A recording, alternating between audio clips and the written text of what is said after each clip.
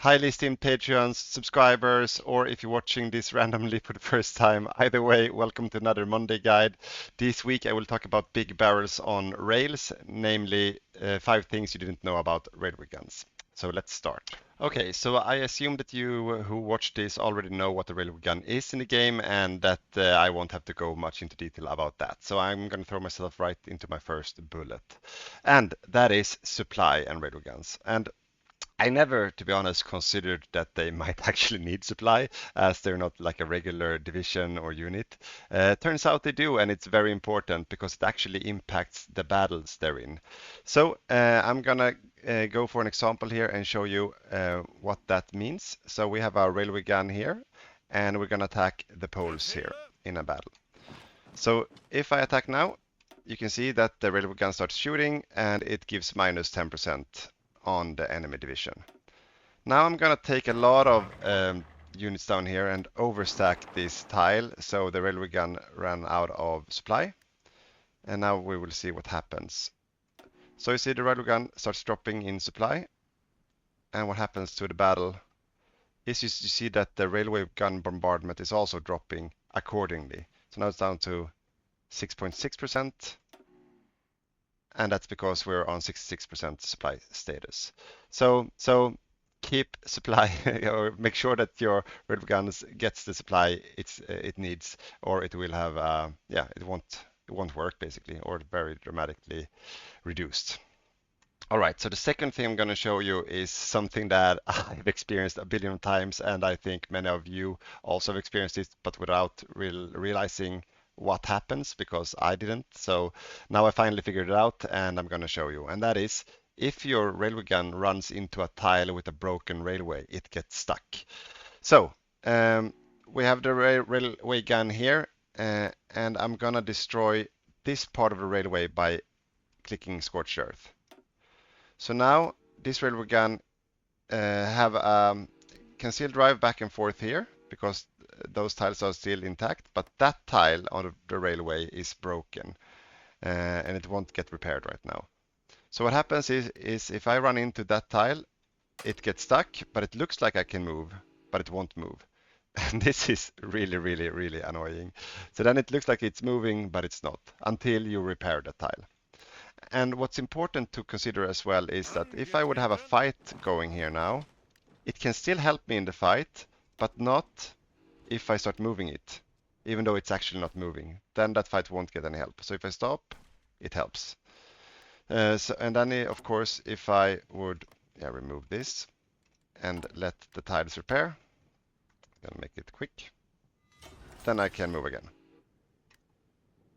All right, so before moving on to the next part, I just want to take a short moment of your time and say that most of you watching this are yet not subscribers to the channel, so please hit that subscribe button here somewhere, like, comment, and you will receive a new guide from me and Boppus every Monday.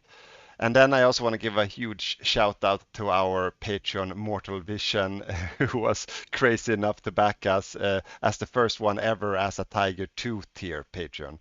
That means that on top of gaining, achieving immortality and a place in Valhalla in Hygge forever, an everlasting glory, we will also make a guide on his instructions, a bonus guide that all of you will be able to watch. So thank him for that, and it will come out in the coming weeks or so once he gave us proper instructions. Yeah, let's continue. All right, so on to my next thing I want to show you, and this one I think is the weirdest one, and I've been thinking quite a lot about how this actually works, and now I finally know. And that is what happens when you overrun a railway gun, because it seems like it's quite random. And how it works is that if you overrun a railway gun completely, in one way, it gets destroyed and disappears. But if you overrun it in a different way, it just gets stuck and you can't do anything about it. So example number one, I'm gonna take, let's see, I'm gonna swap to the German. Yeah, I'm Germans. I'm just gonna move out of this pocket with this unit, like this. I'm gonna change to Poland. And now I'm gonna, attack this railway gun like this and overrun it face on. So it needs to explode. It tries to escape, and there you go. It's overrun, but it's not really overrun. I was quicker to the tile it was fleeing to, and now I can't do much about it. It's just stuck there, like some kind of immortal railway gun waiting to get saved from the Germans. So that is the first example, and I'm gonna do this one more time, and I'm gonna show you uh, because this is the weird part of this.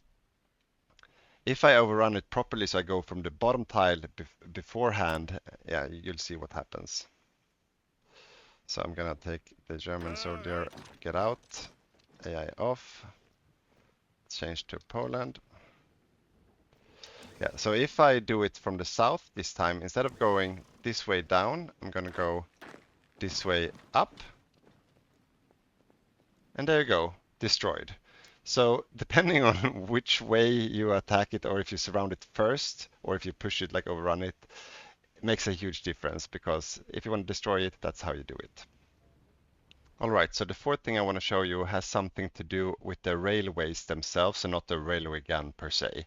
And that is, if you conquer territory with a railway, you need to get that railway converted to your standards before you can use it, and thus push your railway into that territory. So now I'm gonna run into Poland here and take some railway, and then I'm gonna try to follow. And now we can see the conversion. I can't move in there, and the conversion is done in 3 and now 4 days on the closest tile, and then the second tile is in, yeah, it's in 10 days. So it takes time to convert a railway, and that's like you cannot run away from your railway gun if you push too quick. All right, so the last thing I'm going to show you is that you can increase the output of your railway gun by a spirit. And that is this one over here, railway gun bombardment plus 25%. And that works both in regular battles and against forts. So just to give you a pre-version, so if I attack this tile here, I have the regular minus 10% of the enemy in attack and defense. If I attack a fort, and I'm going to take this one where I don't have any, no pioneers, then you see that the fort have a minus 100%. So it's reduced by 50 already by the railway gun, because it's 15 per level, and it's a level 10 fort I'm attacking. So the railway gun right now removes 50% of that.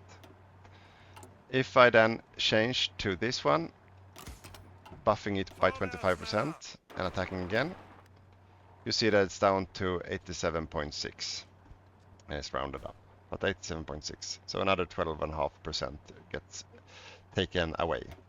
And if I would then attack the regular battle here as well, you see it's minus 12.5. So it's an easy way to just boost that output a little bit. That was everything I had to show you guys today. I hope you liked it and you learned something new about railway guns. The thing that I've learned the most out of this was supply, and then the second one that if they run into a broken railway, that you actually get stuck. You can move into a broken railway, but then you get stuck and you need to repair it to get out again. And if you try to move, you can't use the gun. But if you stop, you can still use it. So that was very useful tips for me, at least. The other ones were more out of curiosity perspective, I think. Yeah, I hope you got something out of it. See you next week.